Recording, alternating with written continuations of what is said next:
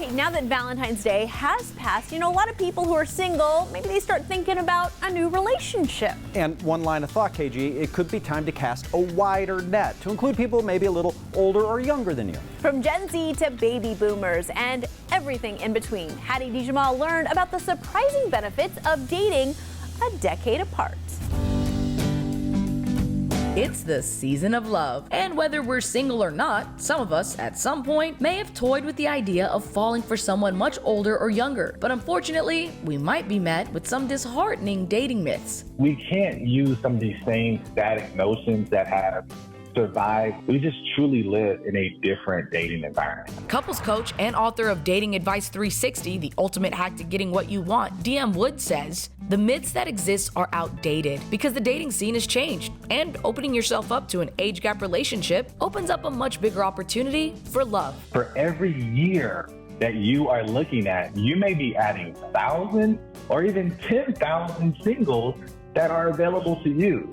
So you could only imagine if you were to open yourself up to a decade, how many singles would fall into exactly what you're looking for. So he says, if you think society won't accept you because you and your partner are a decade apart, you're wrong. We have changed and we've grown, we've developed as a society where that's just not the case anymore. And according to Woods, the age-old double standard of men looking better when dating a younger woman than an older woman dating a younger man has vanished. That double standard ship has sailed and it's sunk. Society is gonna talk no matter what, but what's most important is what you believe in your life. The next myth, he says, is being afraid that you might be in different phases in life and that won't work.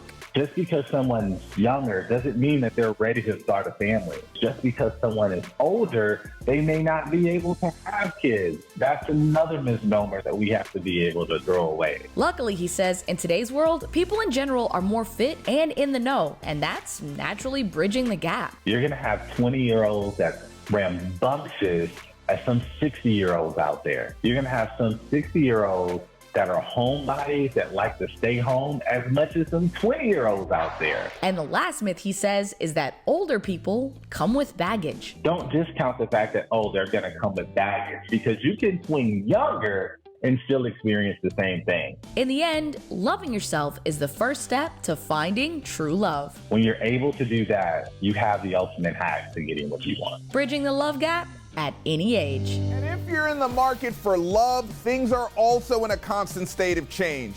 Social media has changed the way we talk, and if you're having trouble deciphering what your date is saying, here's a roundup of the latest love lingo.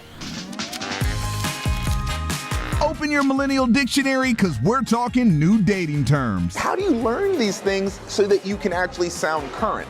Keep Google handy. We're going better than Google, breaking down millennial love lingo with professional matchmaker Joanne Cohen. Our first term of engagement, cushioning, and we're not talking furniture shopping. Cushioning is when you're in a relationship, but you want to have options. So you continue to flirt, like people's Instagram, things like that. So you have options in case that relationship doesn't work out. Don't we all have commitment issues until we're married? I gotta talk to your wife. Next, breadcrumbing. Hansel and Gretel, this one's for you. That's when we just give enough signals to someone to keep them interested, but we're not committing. Just leading them on. Just lead them on because someone's bored. It reinforces their ego to have people interested. Okay.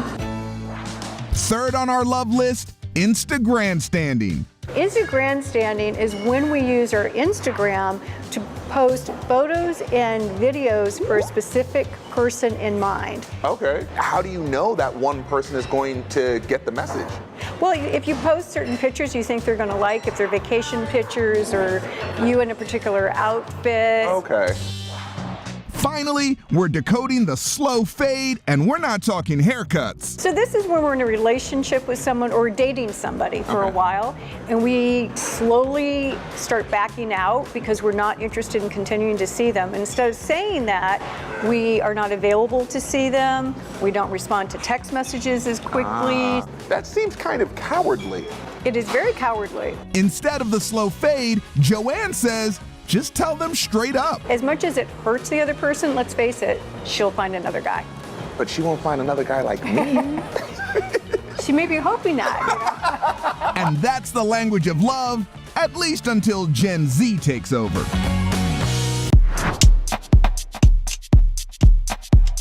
Welcome back, friends. Just because social distancing is now the norm doesn't mean you have to stop looking for love. Thanks to tech, we're still connecting, and we have ways to help you ace your virtual dates. It's easy to make excuses on why it's hard to search for love. But luckily, there's a way to still be on the dating scene virtually. So we turn to relationship expert Lee Wilson of myexbackcoach.com. He helps folks repair their relationships, and his tips have garnered millions of views on his YouTube channel. His first piece of advice, give the date your full attention. I've had people complain about being on virtual dates and the other person maybe just kind of randomly turns their head and starts having a conversation. And certainly don't have other people, roaming around the house while you're doing it. Go in a room where you can close the door. Plan for it like you would a date. Don't dress frumpy. Dress up a little bit. If you want things to end up in a great place, then give it great attention at the moment. And be prepared for conversation. If we're at a restaurant, a lot of times there are multiple buffers. We have these little helpful distractions that we can maybe talk about, or we can talk about the menu or the food or what's your favorite thing here. But if it's just you and I face to face, that's a lot more difficult for most people. I'll tell people, hey, write stuff down. It can be questions, it can be interesting stories about you. Lee says referring back to your list will help conversation flow. And once you've done it once on one date and you've added some questions, just keep that list and you keep adding to it. You'll have this great master list for every date you go on. Lee's next tip, get your lighting up to par. If it's in the middle of the day and you're near a window, it's going to look spectacular. If it's 8 o'clock at night, it's going to be difficult to look like you want to look, most likely without a little bit of prep time. So at least have a dry run, take a look at yourself and see what you think. And he says if you want to step up your game, invest in a ring light. You can go on Amazon and you can get some really good lighting for under $50. Finally, save the snack in for later and don't eat. It's not going to look nearly as casual on a webcam. It's up on your face.